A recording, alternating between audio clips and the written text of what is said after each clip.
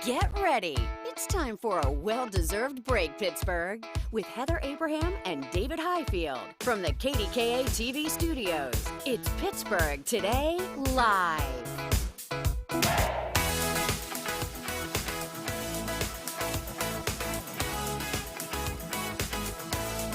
You're talking. What? You're talking. I'm talking. You talk. No, you talk. Hi, everybody. I'm having a nail emergency. Oh, no. Not again. So. And I love what you said in the newsroom, because you said that you don't feel. Well, I use bad words. Well, we're going to not use those on TV. But you said if your nails are all looking good, then you feel as though you pulled your entire life together, everything's okay. Yes, because you use your hands for everything. So this is the nail. That's the trouble nail. This is the trouble. So I texted Heather, and I said, Heather, help. And she said, can you come tomorrow? Because she knows it's an emergency. So Heather is at your nail salon. It's not that you're texting yourself and you're losing your marbles. No. So I texted Heather and I told Heather, I really need to get this. So I'm so excited because I needed to. It's been since we taped our promo at Sorgel's. I looked down and I thought, oh, could you see that in the commercial? Oh, goodness gracious. It's okay. I'm just doing everything like this now. Oh my gosh. Have you seen? All right, if you see her during the show and she's doing that, that's the reason. I've given it away. All right, hey, we're wrapping up our PTL tour week, and we have it's sort of a double header. It is. Because we have two tours today. So just to review, so far, Mikey showed us how we can be nebby and see things we don't normally get to see around town. Which is fun. Yeah.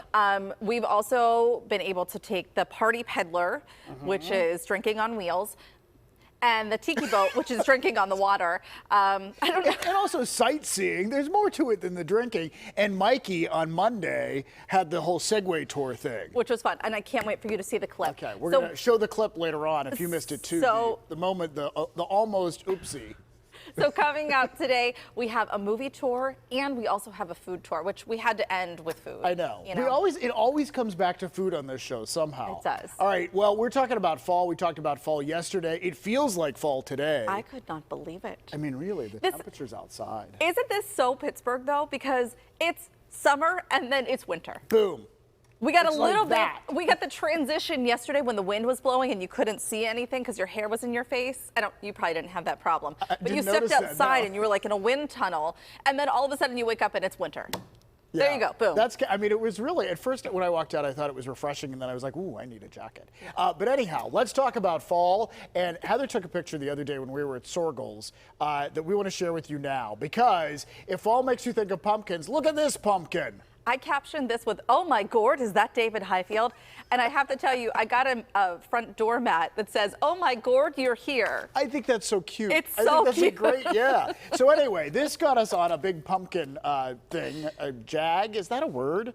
A big pumpkin jag? I don't know. All right, well, anyhow, we're going to talk about big often. pumpkins. And they had a pumpkin festival in Vermont, and take a look at some of the entries in this giant pumpkin way off. So this is actually a club of pumpkin growers, and they swap seeds. Here we go. And you can see some of the pumpkins being weighed. All right, there you see pumpkins.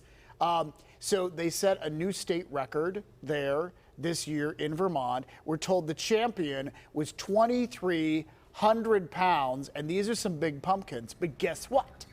There's a local guy that can outdo all of this. Yes. Okay, so this was at an Ohio pumpkin festival, but he's from Pennsylvania. He's actually from Westmoreland County. Eric Sunstorm, his pumpkin weighed in at 2,405 pounds at this festival in Ohio. Yeah, and you can't even, now here's how you can tell how big it is. With his family standing around it, you have something to gauge it against, because just next to the other big pumpkins, you don't realize, but they have worked and worked and worked on this pumpkin. My question is, what do they do with it now? I don't know. And, you know, so you would think laying on its side there, does it get a little, you know, does it start to rot a little bit? How long do you have? I don't know. You have to time this out so perfectly. Right, to cut it from the stalk and then get it to Ohio to this festival. But congratulations to them. They called it the King Pumpkin. What do you win? I don't know. I don't know. Did he win something? You win the joy of knowing you grew the biggest pumpkin. You are King Pumpkin, That's what Eric you win. Sunstorm from Westmoreland County. And later on in the show this hour, in fact, we're going to talk about Pumpkin Fest. So we're not done with our pumpkin jag, if that's a phrase. I hope I'm not making that up. I think you might be.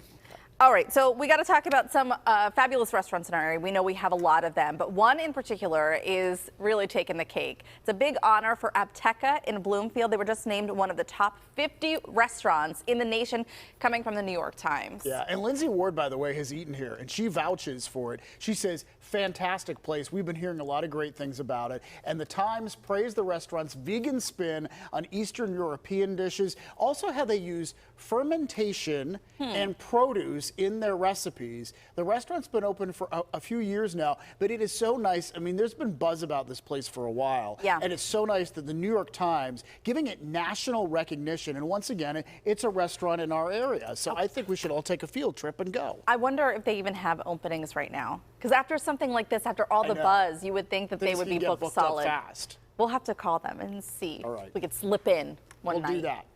All right, speaking of eating, we got to talk about this too, because I recently have added a couple extra hours of sleep to my... your schedule has changed. So you still join us on Your Day Pittsburgh in the 6 a.m. hour. Right. But you don't have to start the show with us at 4:30 anymore. Yes. So how much extra sleep do you get now? So probably between 2 and 3 extra hours of sleep, which is so lovely. And it Heather doesn't seem Ray. like much, but it is so huge for me and my family.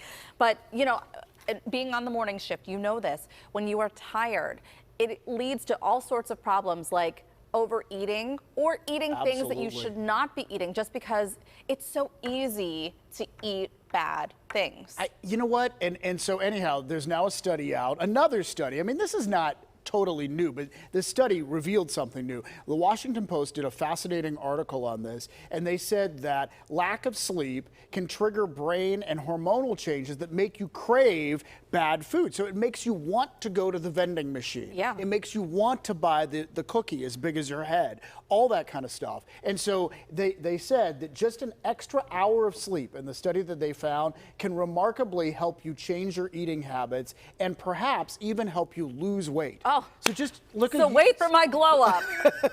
It's coming. So, Is it happening automatically or do I still need to do work? well, you know, I mean, it doesn't say that you need to exercise here. I'm going to guess, because each one of these things we pass along is that you need to eat a reasonable diet and you need, to, exercise as well and all that kind of stuff. But more sleep helps is the bottom line. Okay, perfect. Well, I'm halfway there.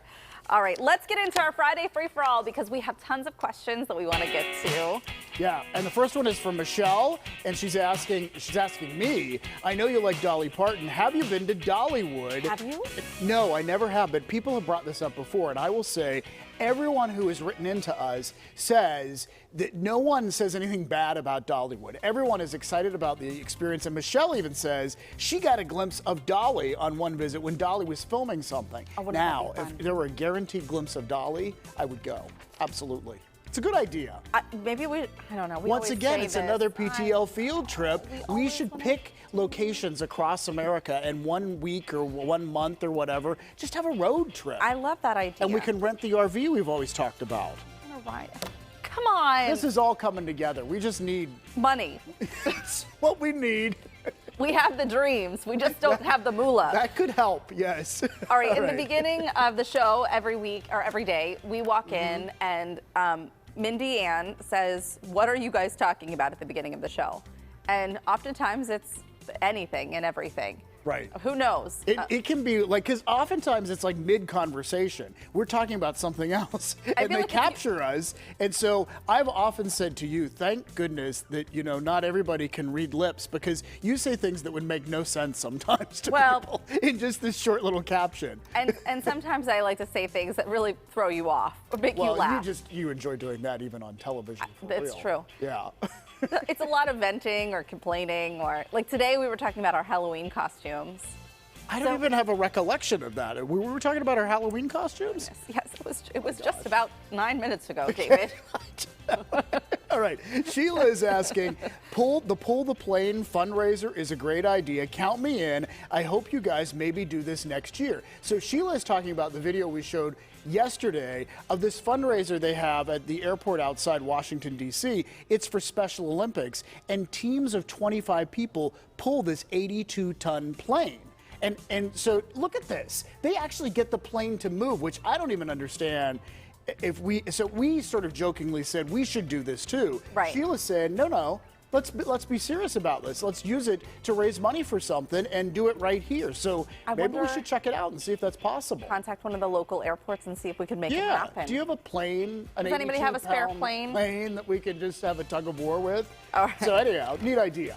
Darla says, are you going to any fall festivals? There are so many to choose from here in Westmoreland, Delmont Apple Festival, Ligonier Days. We have been talking about Ligonier Days. Yeah, I'm not sure whether it's cemented down or not, but we know the date at this point, and hopefully we can tell you coming up we're going to be there, because I know it would be a lot of fun. It would be a lot of fun. I've never been, and I've heard such wonderful things about it. All right, so Jackie's asking, hi Heather, wondering how Rocco's doing in preschool. So how does Rocco like it?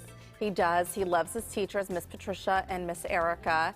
And here's a video of him. This is a Montessori school, and so he was doing a matching game.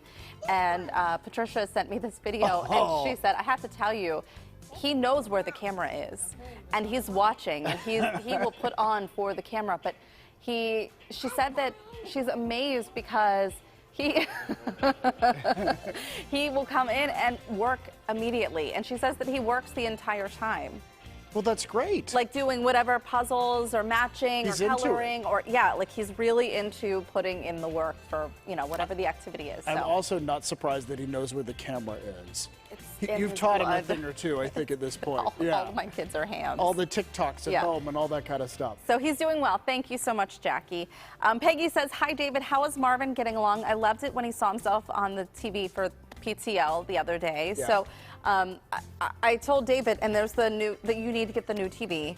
We do, yeah. We have the lines down the middle of the TV, but Marvin still recognized himself, or recognized something moving there. And so many people have commented to me about this video. I will tell you, Marvin is just so sweet. And this morning, this is how I woke up. So Marvin somehow knows when it's about time to wake up. Yeah. And I woke up and Marvin was, I'm asleep, but Marvin is laying like here, and his head is just looking at me. Because when I get up at 2 in the morning, I feed Marvin. So he knows, but he's there, look, not in a spooky way, in like a sweet way.